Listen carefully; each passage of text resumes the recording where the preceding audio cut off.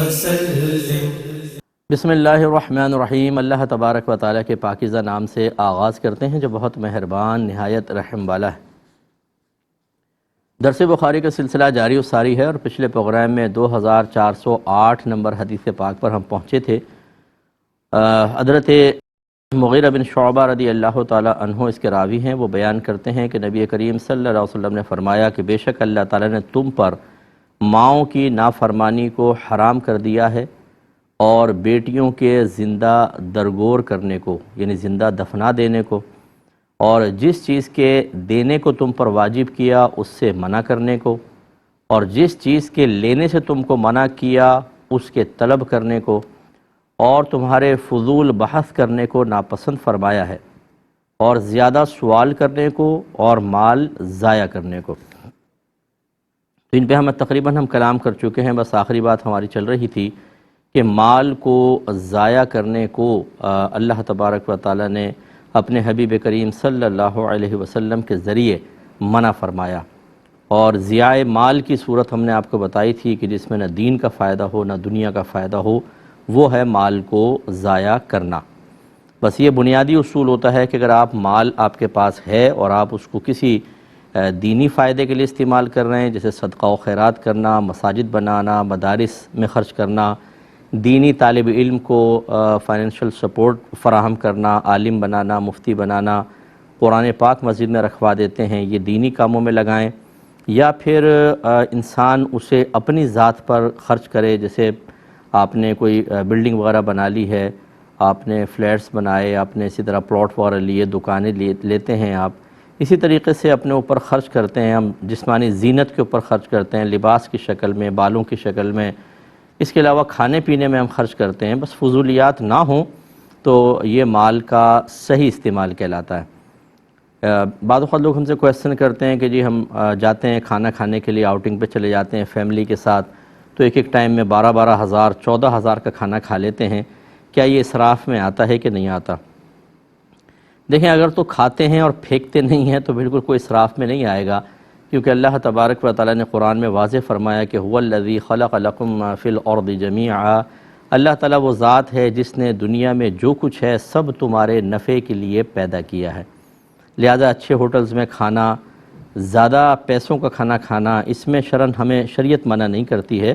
آپ کر سکتے ہیں۔ اور میں اکثر یہ سوچ دیتا ہوں کہ آپ جب ایک بڑے ہوٹل پہ جا کر یا ریسٹورنٹ وغیرہ ہوتے ہیں، جیسے ہمارے M9 کے اطراف میں ہوٹلز ہیں، وہاں پر اگر آپ غور کریں گے تو سینکڑوں افراد ایسے ہیں جو وہاں امپلائی ہوتے ہیں، سروس پرووائڈ کرنے والے ہوتے ہیں، باہر چوکیدار ہوتے ہیں، کھانا بنانے والے، سیکورٹی والے، اور ان سب کی پیچھے فیملیز ہوتی ہیں۔ آپ جب جا کر کھانا کھاتے ہیں تو آپ سے جو پروفٹ ہوتا ہے وہ ان میں بھی تقسیم ہوتا ہے اور اس سے ان کی فیملی چلتی ہے، تو گویا کہ آپ نے بھی نفع حاصل کیا، جو مالک تھا اس نے بھی کیا، اور غریبوں کا بھی بھلا ہوا، یہ آپ ذہن میں تصور رکھیں۔ بلکہ میں تو ہمیشہ یہ عرض کرتا ہوں کہ آپ یہ پیشہ ور فقیروں کو دینے کے بجائے اس قسم کے لوگوں کو دیں، جو ریڑھی پہ پھل بیچ رہا ہے اسے تھوڑا زیادہ دے دیں، کوئی بیچارہ یہ مکئی وغیرہ لگا رہا ہے اس کو دے دیں زیادہ، اسی طریقے سے آپ جب کھانا وغیرہ کھا لیتے ہیں 100-200 ٹپ زیادہ دے دیں۔ وہ غریب بچے ہوتے ہیں، وہ کہیں بھیک نہیں مانگ رہے، وہ چوری نہیں کر رہے، وہ گن پوائنٹ پر موبائل سنیچ نہیں کر رہے، وہ موٹر سائیکل چرا کر نہیں بھاگ رہے، گاڑیوں کے شیشے توڑ کے نہیں بھاگ رہے، حالانکہ ان میں سے بہت سارے یہ کام کر سکتے ہیں، لیکن وہ رزق حلال کی تلاش میں اور ٹھنڈ میں بعض اوقات، اور بیچارے اپنے دن میں ایک جاب کرتے ہیں، رات کو پارٹ ٹائم دوسری جاب کرتے ہیں، تب کہیں جا کے گھر چلتا ہے، اور خصوصاً جیسے آج کل ہمارے پاکستان میں ایک آفت آئی ہوئی ہے، تو یہ جو محنت کر کے کھانے والے ہیں ان کو سپورٹ فراہم کریں۔ تو اس طرح خلاصہ کلام یہ ہے کہ بعض اوقات دیکھنے والے جو ہیں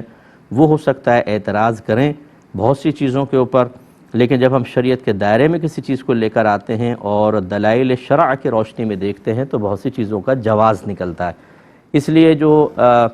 ایسے حضرات ہیں جن کو دین سے کم حصہ ملا ہے، میری مؤدبانہ گزارش ہے، باقی آپ کی مرضی ہے کہ آپ کسی چیز پر کوئی شرعی حکم لگانے سے پہلے کسی عالم دین سے معلوم کر لیں، یہ بہتر ہے۔ شریعت نہ آپ کی ہے نہ میری، ہم بھی قرآن و حدیث سے اور پھر جو ہمارے علماء نے فقہ سے تعلق رکھنے والے علماء نے مسائل نکالے، ہم انہی کو بیان کرتے ہیں، اپنے پاس سے نہیں بناتے۔ تو آپ کے پاس بھی ایسے ہی دلیل ہونی چاہیے۔ اگر آپ کہتے ہیں جی یہ منع ہے، یہ حرام ہے، دیکھیں یہ اسراف کر رہے ہیں فلاں، کیا دلیل ہے آپ کے پاس اس کو منع کرنے کی، وہ پیش کریں آپ۔ اگر قرآن حدیث منع نہیں کر رہے تو خالی آپ کی سوچ پخلے قل کو ہی ہیں کہ آپ نہ قرآن کو دیکھیں نہ حدیث کو دیکھیں، کسی بھی چیز کو حرام اور ناجائز اور اسراف قرار دیں اور کرنے والے کو آپ منع کریں، یہ ٹھیک نہیں ہوتا۔ ہاں، فضول جیسے بات ہوئی کہ خواہ پٹاخے پھوڑیں، خوشی کا اظہار دائرۂ شریعت میں رہ کر ہوگا، شریعت نے اس کی اجازت دی ہے، منع نہیں ہے، اچھی نیت سے اور اخلاص سے کریں گے تو ثواب بھی ملے گا۔ لیکن کس نے یہ کہا کہ یہ ناجائز کام کریں آپ؟ یہ پٹاخے تو ناجائز ہیں، تو اس لیے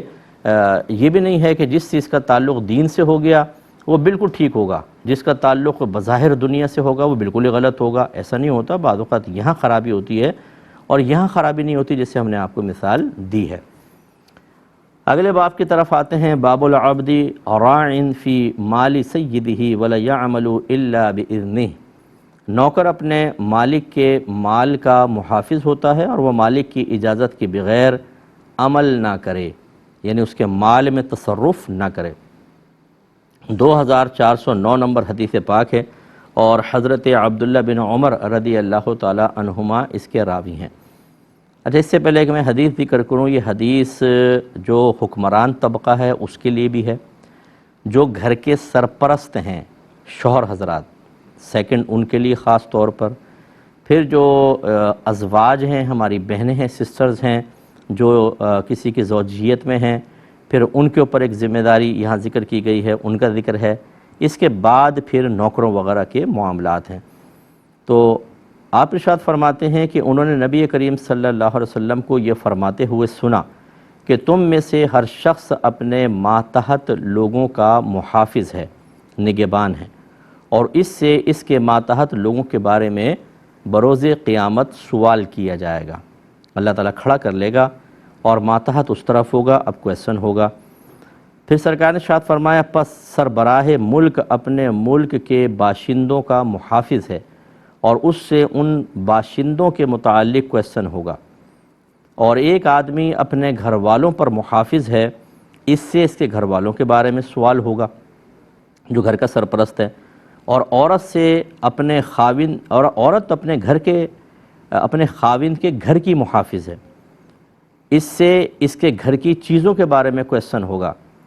اور خادم یعنی نوکر اپنے مالک کے مال کا محافظ ہے اور اس سے اس مال کے متعلق سوال کیا جائے گا۔ حضرت عبداللہ ابن عمر نے کہا کہ پس میں نے ان لوگوں کے متعلق رسول اللہ صلی اللہ علیہ وسلم سے سنا، اور میں گمان کرتا ہوں کہ نبی کریم صلی اللہ علیہ وسلم نے ارشاد فرمایا کہ ایک آدمی اپنے باپ کے مال کا محافظ ہے اور اس سے اس مال کے متعلق سوال کیا جائے گا، اور تم میں سے ہر شخص محافظ یعنی نگہبان ہے اور اس سے اس کی رعایا کے متعلق سوال کیا جائے گا۔ تو یہ آخرت کے بارے میں نبی کریم صلی اللہ علیہ وسلم نے ہمیں ایک خبر دے دی ہے کہ دنیا کے اندر ہم بعض اوقات بے پرواہی سے سارے کام کر رہے ہوتے ہیں اور یہ سمجھ رہے ہوتے ہیں کہ جیسے ابھی ہم نہیں پکڑے جا رہے، شاید فیوچر میں بھی ہم سے کوئی باز پرس نہیں ہوگی، احتساب نہیں ہوگا۔ حالانکہ آپ کے نبی کریم صلی اللہ علیہ وسلم نے غیبی خبر دیتے ہوئے ارشاد فرمایا کہ بروز قیامت احتساب کے لیے انسان تیار رہے۔ سب سے پہلے حکمران طبقے کی باری آئے گی، اسی لیے خلفائے راشدین حاکم بننے کے بعد انتہائی پریشانی کا شکار رہے، ڈپریشن کے شکار رہے، اس لیے نہیں کہ وہ حکومت نہیں چلا سکتے تھے۔ تقریباً 2.25 سال 2.5 سال حضرت ابوبکر صدیق رضی اللہ تعالیٰ عنہ کی بہترین حکومت، پھر 10 سال حضرت عمر فاروق رضی اللہ تعالیٰ عنہ نے پوری دنیا میں نظام عدل قائم کر دیا، اور آج برطانیہ کے قانون کو عمر لاء کہا جاتا ہے کیونکہ انہوں نے اسٹڈی کی ہے خاص طور پر 10 سالہ دور حکومت کی جو حضرت عمر فاروق رضی اللہ تعالیٰ عنہ نے جس انداز سے کیا، اور انہوں نے اکثر چیزیں ان کو اپنائیں اور ان کو برکات حاصل ہوئیں۔ لیکن وہ کیوں ڈپریشن کا شکار تھے؟ کہ ہم سے آخرت میں کویسچن ہوگا۔ حضرت عمر فاروق رضی اللہ تعالیٰ عنہ فرمایا کرتے تھے کہ نہر فرات کے کنارے کتا بھی پیاسا یہ بھوکا سو گیا تو عمر سے بروز قیامت اس کے بارے میں سوال کیا جائے گا۔ اس سے آپ اندازہ کریں کہ جو حکمران طبقہ ہوتا ہے، جس کو دیکھ کر ہم اس کے پروٹوکول کے دیکھ کر، ان کی بظاہر عزت کو دیکھ کر، ان کے غیر ملکی دوروں کو دیکھ کر رشک میں مبتلا ہوتے ہیں، تو یہ ظاہری طور پہ تو رشک ہے، لیکن حقیقتاً ایک سمجھدار آدمی جو ہے وہ تو اللہ تعالیٰ کا شکر ادا کرے گا کہ میں حکمرانی میں نہیں ہوں۔ آج کل کے دور کے جو معاملات ہیں کہ اس میں انسان چاہتے نہ چاہتے بہت سارے غیر قانونی اور بہت سارے ایسے معاملات میں مبتلا ہو جاتا ہے کہ جس کے اثرات جتنے اس کے ماتحت ہیں ان سب کو برداشت کرنے پڑتے ہیں، کسی کو کم، کسی کو زیادہ اور کسی کو بہت ہی زیادہ۔ عمومی طور پہ جو غریب طبقہ ہوتا ہے وہ پستا ہے۔ تو یہ سب بروز قیامت حکمران اس طرف کھڑا ہوگا اور اس کی رعایا کو سامنے کھڑا کیا جائے گا۔ یہاں پہ دور حکومت ہمارے جو آج کل کے قانون کے اعتبار سے 5 سال، وہ بھی کبھی پورے ہوتے ہیں کبھی نہیں ہوتے ہیں، 5 سالہ عیش، اور اس کے بعد پھر یہ کروڑوں لوگوں کا مطالبہ ہوگا، کروڑوں، جتنوں کو تکلیف اور اذیت پہنچی مس مینجمنٹ کی بنا پر یا کرپشن کی بنا پر یا اس شخص کے غلط رویوں کی بنا پر، غلط پالیسیز کی بنا پر، یہ سارے کا سارا احتساب ہے۔ اتنا خطرناک احتساب ہے، اس لیے امام اعظم ابو حنیفہ رضی اللہ تعالی عنہ نے عہدہ قضا لینے سے منع کر دیا تھا۔ قاضی بنا رہا تھا خلیفہ، اور بڑی تنخواہ ہوتی، بڑی مراعات ہوتی اس زمانے میں، منع فرما دیا۔ یہ اگرچہ حکمرانی نہیں تھی، لیکن بہرحال آپ کو ایک منصب ملنا تھا اور آپ کو لوگوں کے درمیان فیصلہ کرنا تھا، اور یہ ہو سکتا تھا کہ جب آدمی کوئی خلیفہ اگر ٹھیک نہ ہو وہ قاضی بناتا تھا تو اپنے فیصلے مسلط کرتا تھا، یعنی اس قاضی سمجھ لیں جج اس زمانے کا، کہ اس کے حق میں فیصلہ کر دو، اس کو پھنسا دو، اس کو یہ کر دو، وہ کر دو۔ امام اعظم نے اسی لیے منع کیا اور آپ کو اس کے بدلے میں جیل میں ڈالا گیا اور آپ کو کوڑے تک مارے گئے۔ وقت کا اتنا بڑا امام اور ان کے سوانح حیات میں موجود ہے، لیکن آپ نے قبول نہیں کیا۔ تو اب آج کے دور میں اگر کوئی کہے کہ جی میں منصب قبول نہیں کر رہا کیونکہ میں آخرت میں حساب نہیں دے سکوں گا، تو لوگ ہنسیں گے اس کے اوپر۔ ہم تو جب کیونکہ حکمران کی شان ہوتی ہے، فوجی سلام کر رہے ہوتے ہیں، پولیس والے لائن سے کھڑے ہوتے ہیں، دوڑیں لگ رہی ہوتی ہیں لوگوں کی، روڈ بلاک کر دیے جاتے ہیں، جب قافلہ صاحب کا نکلتا ہے پروٹوکول تو آدمی بڑا خوش ہوتا ہے، لیکن عن قریب مرنا ہے، اور مرنے کے بعد آپ کے نبی نے فرمایا بروز قیامت سوال کیا جائے گا، ایک ایک آدمی آگے آئے گا اور سوال بہت، اللہ تعالیٰ بس کسی پر رحم فرمائے تو کہ بچ سکے، ورنہ بظاہر بچنے کے امکانات غیر عادل شخص کے اور خراب حکومت کرنے والے کے نظر نہیں آتے ہیں۔ اللہ تعالیٰ بہرحال حفاظت فرمائے اور سب کو شعور عطا فرمائے۔ تو یہ ایک ایسا پھندا ہے جس سے گلے میں گر گیا تو پھر وہ کھلتا نہیں ہے، وہ کستا چلا جاتا ہے حتیٰ کہ دم گھونٹ کے مار دیتا ہے۔ دوسرا سرکار نے ارشاد فرمایا کہ ایک آدمی اپنے گھر والوں کو محافظ اور اس سے اس کے گھر والوں کے متعلق سوال ہوگا۔ کیا سوال ہوگا؟ دیکھیں اسی کی طرف اشارہ آیت کریمہ میں ہے، یا ایھا الذین آمنوا قوا انفسکم واہلیکم نارا وقودھا الناس والحجارہ، اے ایمان والو اپنے آپ کو اور اپنے گھر والوں کو جہنم کی اس آگ سے بچاؤ جس کا ایندھن آدمی اور پتھر ہیں۔ اپنے آپ کو جہنم کی آگ سے بچانے کا مطلب یہ ہے کہ انسان علم دین سیکھے اور نیک اعمال کرے، گناہوں سے اپنے آپ کو بچائے، ہر صغیرہ کبیرہ ظاہری بات نہیں، گناہ سے اپنے آپ کو بچائے، اور گھر والوں کو جہنم کی آگ سے بچانے کا مطلب یہ ہے کہ کم از کم ان کو فرض علوم سکھائے جو عقیدے سے تعلق رکھتے ہیں، آپ کی عبادات سے، طہارت سے، آپ کے لین دین کے معاملات سے، میاں بیوی کے ازدواجی معاملات سے، اور اسی طرح گناہوں کی، صغیرہ کبیرہ گناہوں کی معرفت سے تعلق رکھتے ہیں، فرض علوم ہوتے ہیں، تو انہیں فرض علوم سکھائے۔ اس کے علاوہ نیکی کا حکم کرے، برائی سے روکے۔ یہ بعض لوگ، جیسے میں نے عرض کیا تھا کہ بعض لوگ شادی کرتے ہیں تو بڑے خوش ہوتے ہیں، جی شادی ہو رہی ہے۔ میں کہتا ہوں یہ خوشی ہے، اس کا انکار نہیں، لیکن ایک بہت بڑا لمحہ فکریہ بھی ہے، کیونکہ اب آپ کو میدان محشر میں کھڑا کر کے پوچھا جائے گا کہ آپ نے بیوی کو وہ سب دیا تھا جو شریعت چاہتی تھی، آپ نے وہ نیکی کا حکم کیا اور برائی سے روکا جو شریعت چاہتی تھی۔ یقینی سی بات ہے سرپرست کو معلوم ہوگا تو کرے گا نا وہ۔ ہم تو روزانہ آٹے دال چاول، کیا آج کہاں جانا ہے، آج کیا کرنا ہے، آج کیا کھانا ہے، بچوں کی اسکولنگ یہ وہ کرا کے ختم، اس کے بعد کیا شرعی ذمہ داری ہے؟ اور جب یہ سب دنیا ختم ہو جائیں گی اور ساری ذمہ داریاں ختم ہو جائیں گی، اس وقت جو اصل حساب و کتاب کی ذمہ داری ہوگی اس کے لیے کیا تیاری کی ہے، کوئی پرواہ نہیں ہے۔ شوہر صاحب کام سے آئے، پھیلا کے پاؤں پھیلا کے خبریں دیکھیں اور باتیں کی، سو گئے، اگلے دن پھر وہی روٹین۔ یہ نہیں پتہ کہ بیوی کو کپڑے پاک کرنے آتے ہیں نہیں آتے، وہ نماز پڑھتی ہے نہیں پڑھتی، عقیدہ اس کا ٹھیک ہے یا نہیں ہے، وہ کلمات کفر تو نہیں کہہ رہی ہے، اس کو صبر و تحمل حاصل ہے کہ نہیں ہے، اس کو حیض و نفاس کے مسائل معلوم ہیں کہ نہیں ہے۔ نہ شوہر کو یہ شعور ہوتا ہے کہ کہاں کون سے الفاظ سے طلاق ہو جاتی ہے، کون سے نہیں ہوتی۔ خرید و فروخت ہم کرتے ہیں، کوئی قانون نہیں، کرائے پہ چیز ہم لیتے دیتے ہیں، کوئی قانون معلوم نہیں۔ اسی طریقے سے صغیرہ کبیرہ ظاہری بات نہیں، گناہوں کی معرفت حاصل نہیں ہے، زبان سے کون سے گناہ ہوتے ہیں، آنکھوں سے کون سے، ہاتھ سے، پیر سے، یعنی اگر ہم صحیح بات ہے گھر کا احتساب کریں نا، اگر اللہ کی رحمت کو ایک طرف ہٹا دیں کوئی نہیں بچے گا آخرت میں، ایسا لگتا ہے آج کل کے دور کی بات کہہ رہا ہوں۔ اللہ اپنی رحمت سے کسی کو بخش دے وہ اس کی کرم نوازی ہے، ورنہ ہم نے شرعی تقاضوں کو جس طرح پامال کیا ہے اور اللہ تعالیٰ اس کے رسول کے احکام اور اخروی گرفت کو جس طرح ہم نے نظر انداز کیا ہوا ہے، لگتے ہی نہیں کہ ہم مسلمان عقائد کے حامل ہیں۔ مسلمان کی تو فکر ہوتی ہے، اس کو پتہ ہے کہ یہ دنیا کی زندگی تو اتنی سی ہے بھائی جان، 60 سے 70 سال بس، اس کے بعد قبر کی زندگی ہی پتہ نہیں کتنے ہزار سال، پھر دا ڈے آف ججمنٹ 50,000 سال کا دن ہے وہ، وہاں حساب و کتاب، پھر جنت یا دوزخ۔ ہمارا تو اعتقاد یہ ہے، ہمارا تو عقیدہ یہ ہے، لیکن اس ڈے آف ججمنٹ کو کی فکر نہیں ہے۔ باپ یہاں گھل رہا ہے، کیا ہو جی وہ بچوں کو یار اسکول کا مسئلہ، یہ وہ،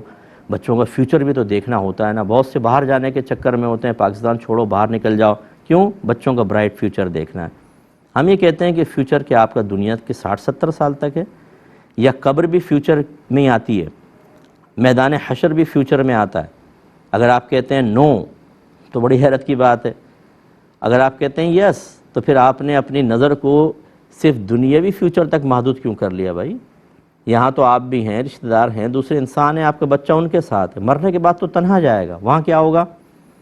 تو یہ گھر کے سرپرست کو جب ہم یہ باتیں کہتے ہیں تو وہ صرف نظر کرتا ہے، کیونکہ اس کو اپنی زندگی تنگ ہوتی محسوس ہوتی ہے۔ اسے تربیت کرنی ہے گھر والوں کی، علم سکھانا ہے، پہلے خود سیکھے، اسے عمل کر کے دکھانا ہے تاکہ بچوں کے لیے اچھا رول ماڈل بنے۔ وہ نماز تک پڑھنے کے لیے تیار نہیں ہے، گالی گلوچ، نمازیں، سگریٹیں پی رہے ہیں، خراب قسم کے منظر دیکھ رہے ہیں، خراب قسم کی حرکتوں میں ملوث ہے۔ ایک باپ ہی سے رول ماڈل بننے کے لیے تیار نہیں، بلکہ بعض اوقات اپنے برے عمل سے اپنے بچوں کو گناہوں پر دلیر کر رہا ہوتا ہے، گناہوں پہ جرأت مند کر رہا ہوتا ہے، اسی لیے اولاد باہر جا کے خراب کام کرتی ہے۔ جتنے کرمنلز ہیں نا، دیکھیے ان کے بڑوں نے کیا ان کی دینی تربیت کی تھی، شاید ہی آپ کو کوئی لاکھوں کے اندر کوئی ایک آدھ گھر ایسا نظر آئے گا جس میں واقعی جو شرعی تربیت ہے وہ کی ہو، ورنہ نو، ان کے تباہی کا سب سے بڑا ذمہ دار گھر کا سرپرست ہے، جس کو یہی نہیں پتہ میری ذمہ داری کیا ہے۔ اس لیے میں نہیں کہہ رہا ہوں، یہ تو آپ کے نبی کہہ رہے ہیں، بروز قیامت احتساب کے لیے تیار ہو جائیں۔ بڑے مزے کیے ہیں آپ نے، بڑے سکون سے، جی اب تو ماشاءاللہ شادی ہو گئی، چائے تیار، کھانا بنا ہوا آ جاتا ہے، کپڑے استری شدہ، سارا گھر صاف ستھرا، دھلے ہوئے کپڑے، نہ دھوبی کا خرچہ نہ فلاں کا، مزے آ رہے ہیں آپ کو۔ اب بروز قیامت حساب دینا ہوگا کہ ہاں بتاؤ، بیوی بچوں کو علم دین سکھایا تھا؟ اگر خود نے سکھایا تھا، کیا وسیلہ ذریعہ بنایا تھا کہ نہیں بنایا تھا؟ نیکی کا حکم دیا تھا، برائی سے روکا تھا نہیں روکا تھا؟ اب اگر آپ کہیں گے مجھے تو خود نہیں پتہ، پھر آپ کے سامنے برائیاں لائی جائیں گی، یہ برائی ہوئی تھی، یس، تم نے منع کیوں نہیں کیا؟ یہ آپ نے اچھائی کا حکم دینا تھا، یہاں خاموش کیوں رہے؟ اگر آپ کہیں گے جی مجھے تو علم ہی نہیں تھا، تو اللہ تعالیٰ اگر جواب میں یہ فرما دے کہ کیا میں نے قرآن میں نہیں کہا تھا کہ فَاسْأَلُوا أَهْلَ الذِّكْرِ إِن كُنتُمْ لَا تَعْلَمُونَ، اگر تم نہیں جانتے تو اہل علم سے پوچھو؟ اور کیا میرے حبیب نے نہیں فرمایا تھا کہ طلب العلم فریضۃ علی کل مسلم، علم کا حاصل کرنا ہر عاقل بالغ مسلمان مرد و عورت پہ فرض ہے؟ تو کیا جواب دیں گے؟ سوچئے، میں بھی سوچتا ہوں۔ اللہ تعالیٰ عمل کی توفیق عطا فرمائے، آمین۔ وآخر دعوانا ان الحمد للہ رب العالمین۔